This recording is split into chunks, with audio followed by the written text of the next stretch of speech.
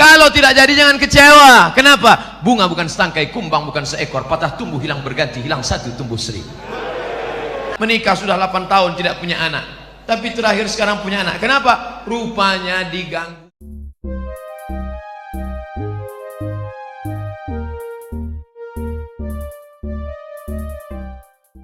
Boleh perempuan menawarkan, tapi melalui wali. Wahai adikku akhwat, engkau punya wali 6. Ayah, datuk, kakek, abang, adik, abang ayah, adik ayah, pakcik. Maka kau sampaikan supaya dia ngomong ke sana. Nah, siapa dia orangnya? Itu Pak Ustaz, anak remaja masjid di Al-Kausar itu. Kasih tahu. Dek, ya.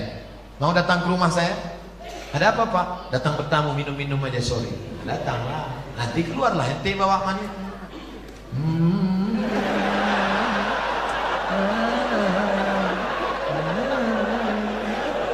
Lalu kau pun minumlah, tengoklah dia. Setelah itu barulah tanya, Dek, ya, tadi waktu di rumah tadi ada minum teh kan? Iya. Gimana nampak yang bawa teh tadi? Saya nggak ngelihat, Pak. Kenapa tak kau tengok? Besok pagi bisa kau datang? Bisa, Pak. Besok datang. Tengok jelas-jelas ya. Aku ngundang kau tujuannya mau nengok keponakanku itu. Bodoh kali kau.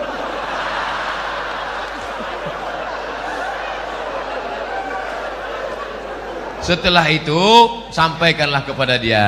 Nanti kulah kau tengok, kasih jawaban cepat-cepat ya.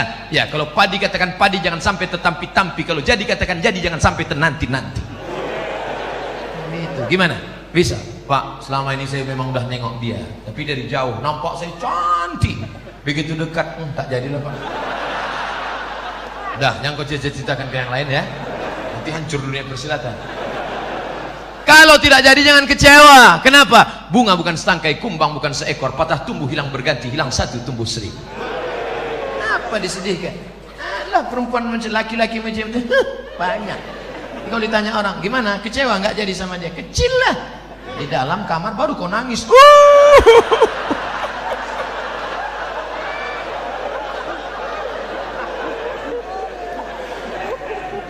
Ini sudah ditetapkan Allah. Ini takdir sudah tertulis di Lauhil Mahfuz bahwa teh kotak ini punya Abdul Somad, bahwa minuman ini punya Abdul Somad. Ini takdir.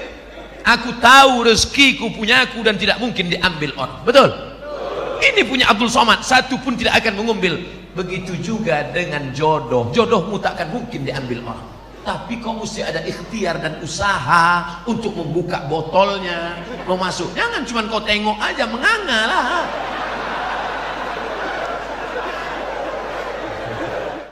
Ini punya Abdul Somad, satu pun tidak akan mengambil. Begitu juga dengan jodoh. Jodohmu tak akan mungkin diambil orang.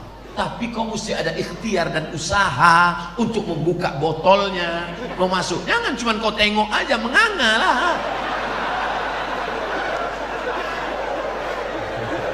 Harus ada usaha.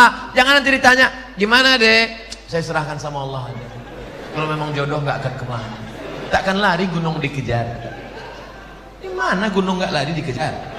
Oleh sebab itu ada ikhtiar. Itulah Ahlus Sunnah wal Jamaah. Harus ada usaha. Mudah-mudahan yang gadis-gadis yang lajang-lajang dipertemukan Allah dengan yang baik-baik. Yang bilang amin itu yang belum nikah. Anak udah 3, amin.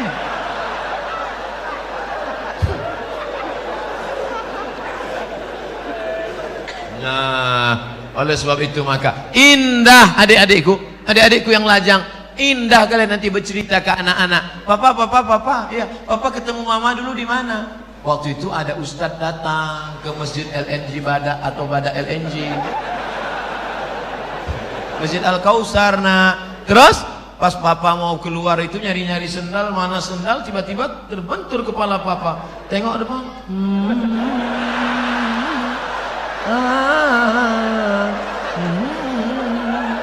Nah, itulah mamamu. Indah. Sekarang banyak laki-laki tak bisa bercerita indah dengan anaknya. Papa, ya, gimana jumpa mama dulu? Salah sambung.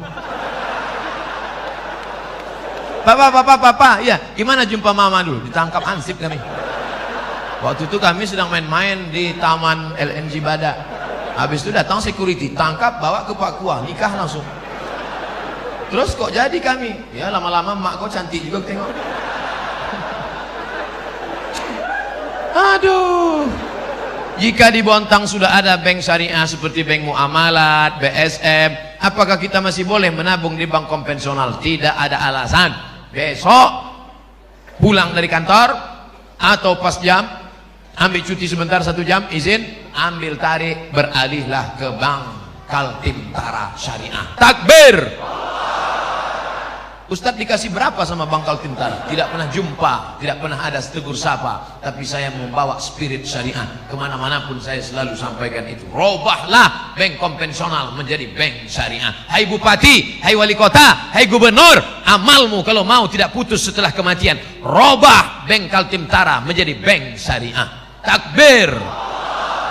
Mengalir pahalanya Pak. Memangnya kau jadi bupati, wali kota, gubernur berapa lama? Paling lama 2 periode, itu pun kalau ada yang nyoblos. Paling lama 10 tahun, itu pun kalau tak ditangkap KPK.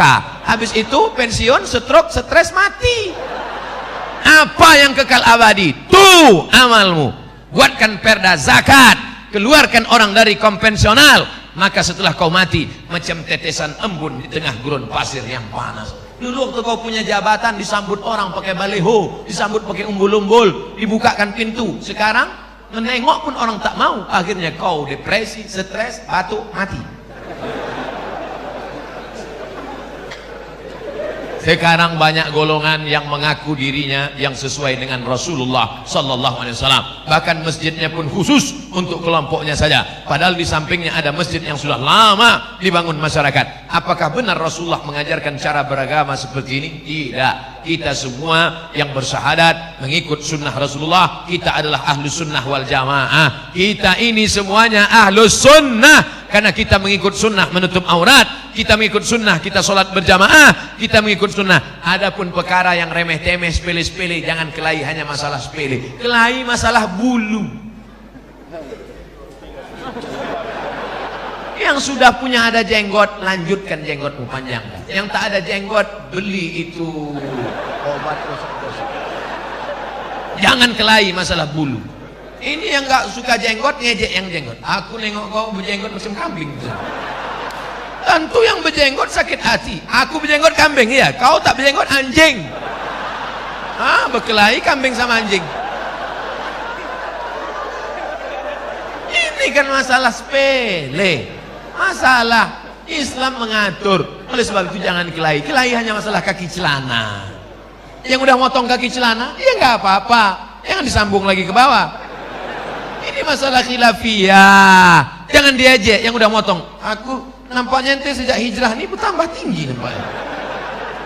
Itu dia sakit hati. Bagus dia potong kaki celana supaya tidak nginjak ayam. Tapi yang kaki tutup begini, dia bilang nanti jumpa sama orang. Dulu kita jumpa sama orang salaman, sekarang aneh neraka. Manjar thawbahu khuyala.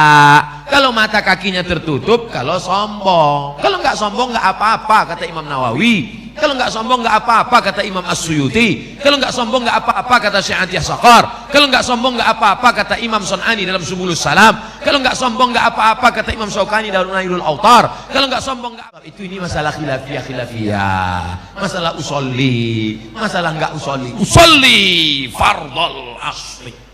Yang satu nggak pakai usolli. Akhirnya kelahi. Antara usolli nggak usolli kelahi. Yang ketawa siapa? Yang nggak ke masjid. Kenapa mereka di Masjid Al-Kausar kelahi? Gara-gara usolli. Untung kita nggak ke masjid.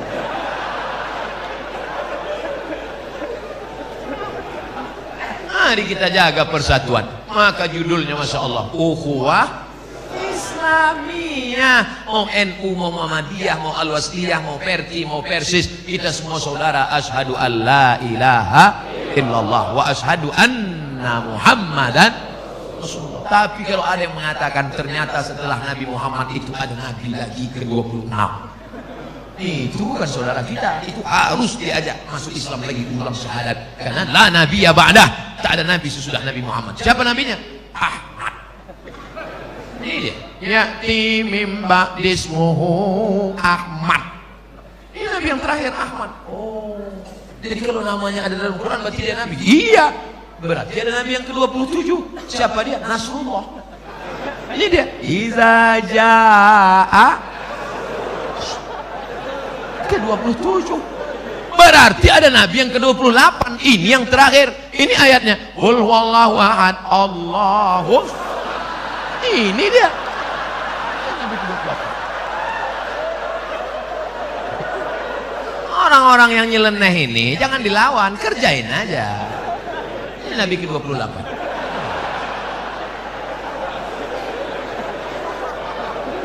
Tolong jangan dipotong videonya. Nanti pengakuan Ustadz Somad dibontang. Nabi ke-28. Ini potong-potong video nih. Makanya tonton video dari awal sampai akhir, lihat video aslinya, jangan lupa subscribe.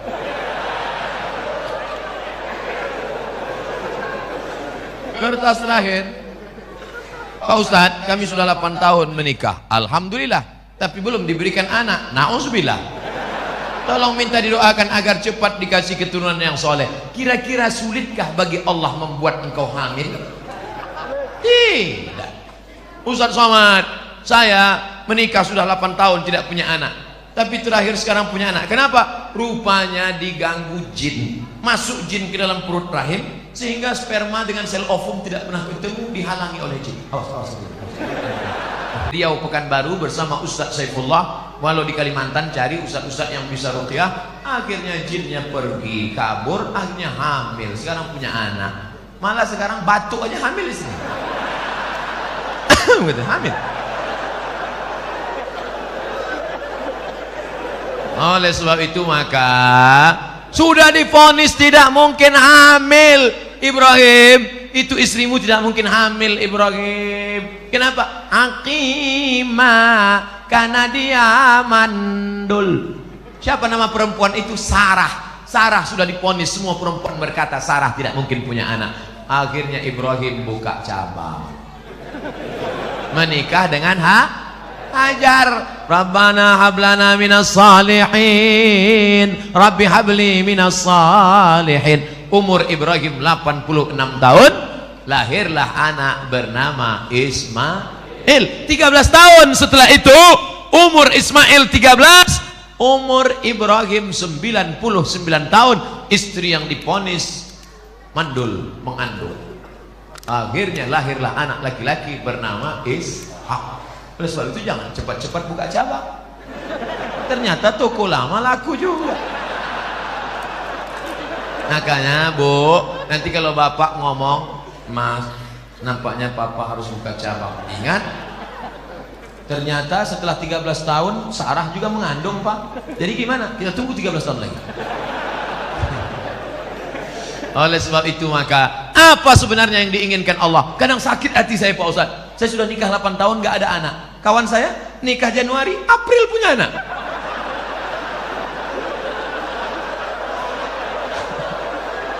Di mana keadilan Allah Pak Ustadz?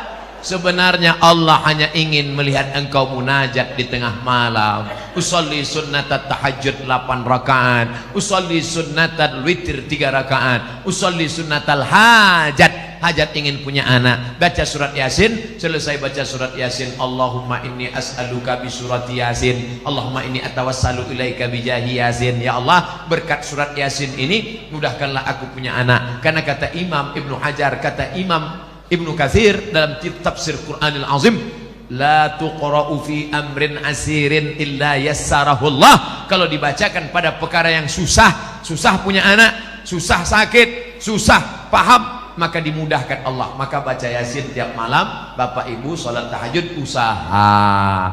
Katanya minum jus apa tuh, jus kacang hijau. Katanya makan korma. Saya tengok jamaah umroh beli korma muda. Beli korma muda. Saya nggak paham ini apa betul apa tidak. Lalu saya tanya sama yang jual itu, apa betul? Katanya aku pun tak punya anak. Ternyata orang ini sugesti aja, ikut-ikutan. Teman saya lama tak punya anak, ambil cuti 1 bulan ke Kairo, makan minum, ngaji, makan minum, punya anak. Rupanya selama ini sperma terganggu oleh WhatsApp. handphone masuk kantong, handphone signalnya terganggu, akhirnya sperma itu lemah, nggak kuat dia berenang. Makanya makan banyak, makan. Oleh sebab itu maka ada ikhtiar, ada usaha, ada doa dan tawakal. Mudah-mudahan yang belum punya anak diberikan Allah anak yang soleh dan soleh. Ala hadhihi niyah wa kulli niyatin salihah. Al-Fatihah.